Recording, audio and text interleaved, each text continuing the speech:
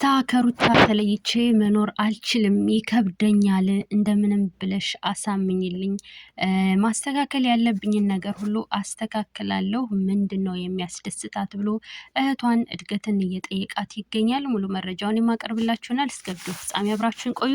ሰላም ሰላም የኔ ውድ ቤተሰቦች፣ ሰላማችሁ ይብዛ። ለዚህ ቻናል አዲስ የሆናችሁ ሰብስክራይብ፣ ላይክ፣ ሼር እያደረጋችሁ ቤተሰብ ሁኑ። ሁሌም ከጎኔ ሆናችሁ የምታበረታቱኝ ፈጣሪ የማያልቀውን ሲሳይ ይስጣችሁ።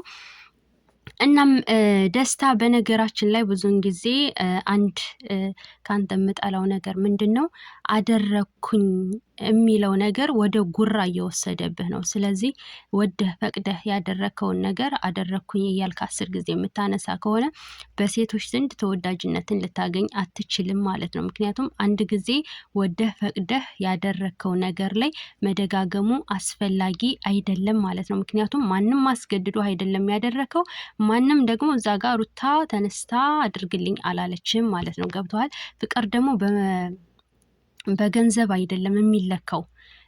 ዋናው ልቧ ነው። ልቧን አዳምጣ ትወስን። ለአንተም የሚጠቅምህ እሷ ልቧ ፈልጎህ አንተም ፈልጋህ ፍቅርህን ስትቀበል ነው ለአንተም ጥሩ የሚሆነው። ካልሆነ ልታስደስት ስለማትችል የበለጠ ትጎዳለህ። እና ይህን ነገር ቆም ብለህ ለማሰብ ሞክር።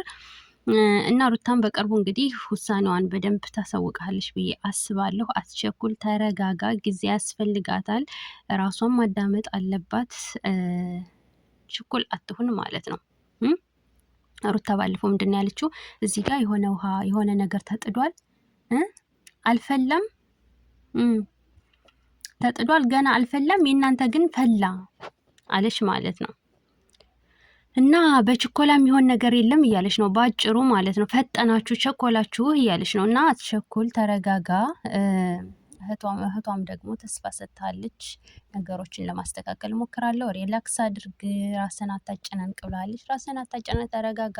ለሴት ልጅ ያለህ ክብር፣ አነጋገርህ ላይ ይለያል ማለት ነው። እና ለሴት ልጅ ክብር ስላለ የተረጋጋህም ስለሆንክ ነው እኛም የወደድንህ። እና ለመረጋጋት ሞክር። ይሄ ግን አደረኩ የሚለውን ነገር አትደጋግሞ፣ ከዛሬ በኋላ ይበቃሃል ማለት ነው። እና ሩታዬም ደግሞ እንግዲህ በቅርቡ ውሳኔዋን ታሳውቃለች። በተረፈ አትቸኩል እላለሁ። ውድ ቤተሰቦቼ የዛሬው ቪዲዮአችን ይመስል ነበረ። ኖላዊን ሰብስክራይብ አድርጎ በዛ ላይ ብገባለሁ ዳይ ወደ ላይ